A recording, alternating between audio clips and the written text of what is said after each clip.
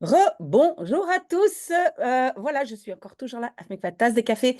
Et nous voilà de retour de notre document Sailor. Oui, il y a beaucoup de gens qui essayent de passer ces tests de Sailor, mais il y a quand même quelque chose de très, très unique, on va dire, aujourd'hui. C'est qu'Annabelle, donc, elle m'a donné, elle m'a demandé, pardon, des conseils pour réussir l'article. Oui, je vois que j'ai mis au pluriel, c'est l'article 14. Hem, voilà et en fait, j'ai vu que c'est un niveau très, très élevé, Annabelle.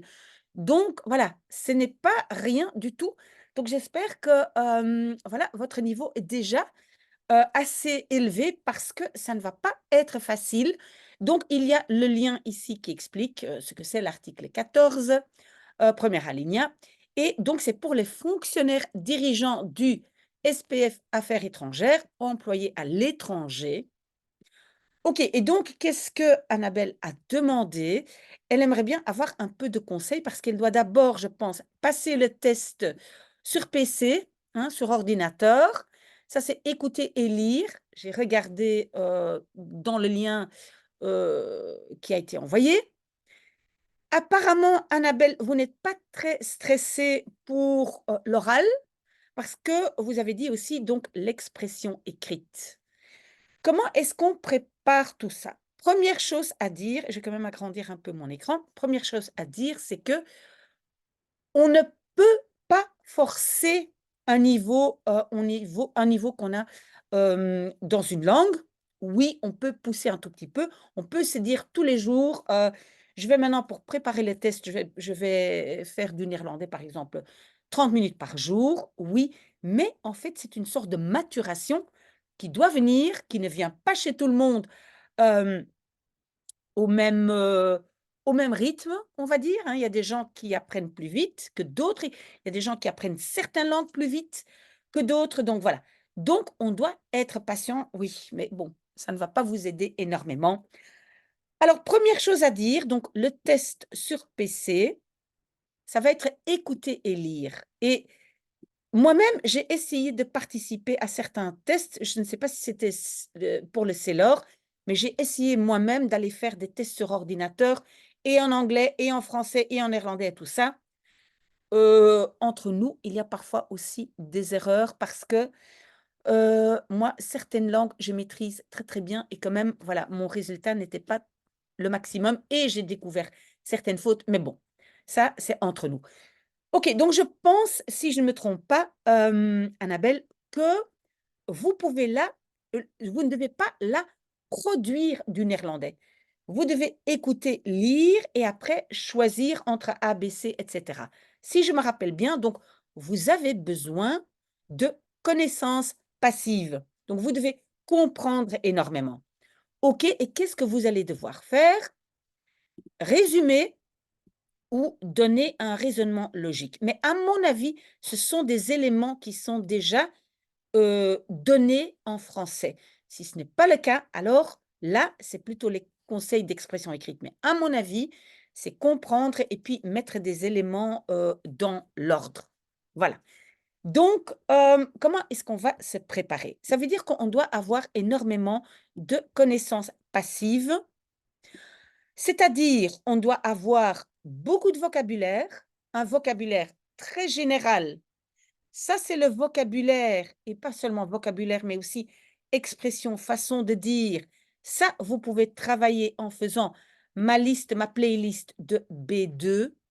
Moi, je dis B2, mais on dépasse parfois le B2 parce que si, hem, vous répétez ces vidéos que j'ai données en B2, vous allez voir que vous allez arriver à C1, hein, et de plus en plus haut. Donc ma playlist, je pourrais l'appeler B2 C1. Donc ça, vous pouvez faire. Pourquoi? Parce que je vous apporte des nouveaux mots et des nouvelles constructions.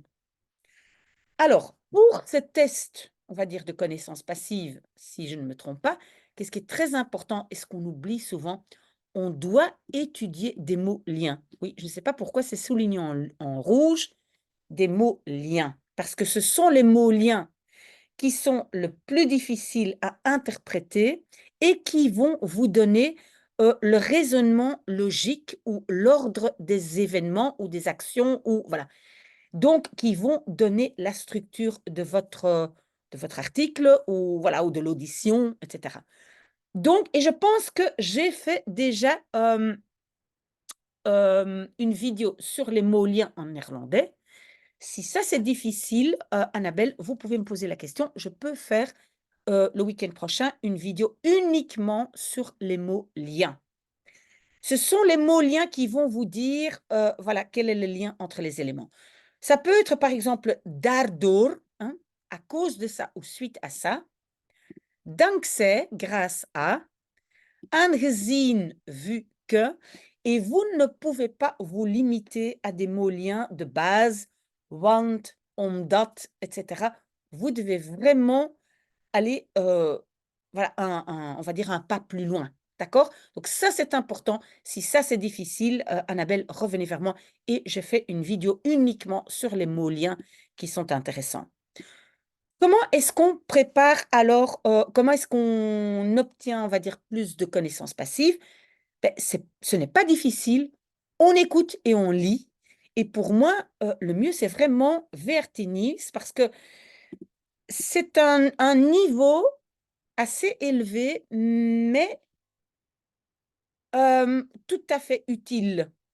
Hem, Qu'est-ce que je veux dire par là? Si vraiment vous allez lire, hem, des articles scientifiques et cetera, vous êtes déjà dans un langage qui est vraiment, moi je vais dire trop académique et je pense que pour ce test-là, ce n'est pas le cas. Donc moi, je trouve VRT tout à fait. Vous lisez des articles, hein, donc vous pouvez le faire avec moi dans le podcast, la playlist B2, mais vous devez aussi écouter des podcasts. Absolument, si là vous voulez, si vous voulez des conseils, vous pouvez me le dire, mais alors vous devriez aussi me dire: «Annabelle, quel est votre domaine exactement?» Parce que souvent dans les tests Sailor, c'est quand même un peu, on va dire, c'est souvent quand même en lien avec votre job spécifiquement. Donc je peux vous donner des articles, je peux même les intégrer dans ma playlist B2, mais vous devriez me dire un peu plus, heu, en détail. Vous pouvez le faire par mail, hein, si vous ne voulez pas le faire, publiquement et je peux vous répondre. Donc je devrais savoir un tout petit peu plus sur votre job parce que souvent quand même c'est vraiment ciblé, ces tests sont ciblés, d'accord? OK et donc vous ne devez pas apprendre beaucoup de vocabulaire de façon active, mais comprendre.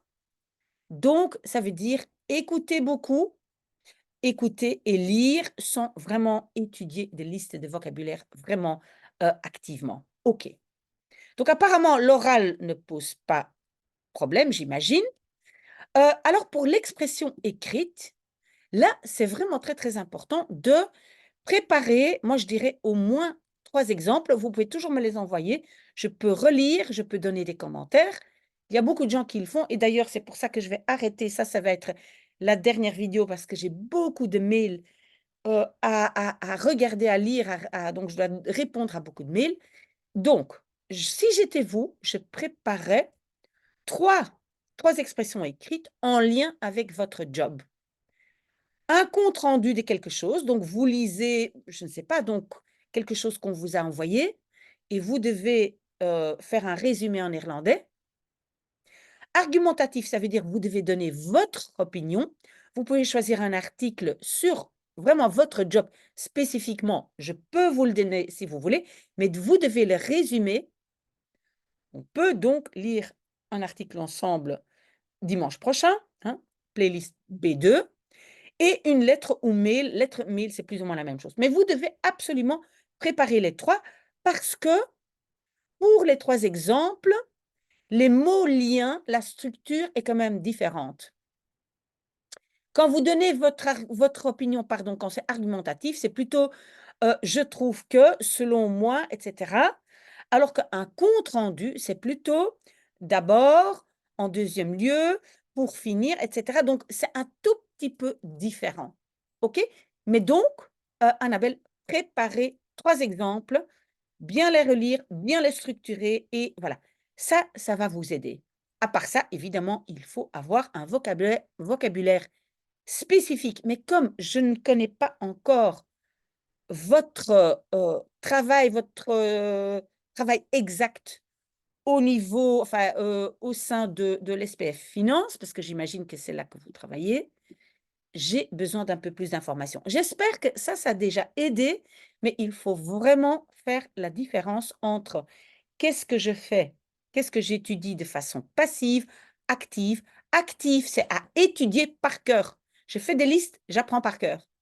Passif, c'est écouter, lire et voilà, comprendre. Quand je le vois, OK, je sais de quoi on parle. OK? Ça, c'est différent parce que si vous allez étudier tout ce qui est connaissance passive aussi activement, vous n'avez pas fini, hein, Annabelle. Ça, c'est énorme, énorme. Ce que vous pouvez faire aussi, et je le conseille à tout le monde, vous faites le test, vous ratez, vous vous inscrivez déjà pour le suivant, mais vous voyez déjà un tout petit peu comment ça s'organise. Il y a plein de gens qui le font, plein de gens qui m'ont posé la question, hein, parce que quand même notre dossier maintenant du CELOR, il se complète parce que, je pense que vous avez vu, regardez, donc on a déjà fait, article 9.2, 7, 12, 10 et cetera, encore 9, 10, maintenant 14. Donc un élément très important, c'est d'avoir comment ça va se dérouler et comment le faire? En fait, participer. Participer et déjà vous inscrire pour le prochain. On ne se décourage pas, c'est très, très compliqué d'apprendre une langue et d'évoluer, hein. Le premier niveau, ça, c'est assez facile, hein, j'ai mon vocabulaire de base de plus ou moins 1 200 mots, mais après, monter, c'est très, très difficile et ne mettez pas trop de stress sur vos épaules. Mais dites-vous, par exemple, tous les jours 15 minutes. Je suis dans le métro, je mets un podcast. Donc, Annabelle, revenez vers moi pour des conseils de podcast, des conseils d'articles, etc. Si vous me donnez d'abord plus d'informations sur votre job spécifique. OK, j'espère quand même avoir aidé un tout petit peu, même, voilà, ce ne sont pas des conseils magiques. Revenez vers moi et maintenant, moi, je vais maintenant répondre à tous les mails. Si jamais je dois encore faire une vidéo, je le ferai. Mais pour l'instant, je vais répondre à toutes vos questions par écrit. Voilà, je vous souhaite un très, très bon dimanche, moi en compagnie de la reine d'Angleterre.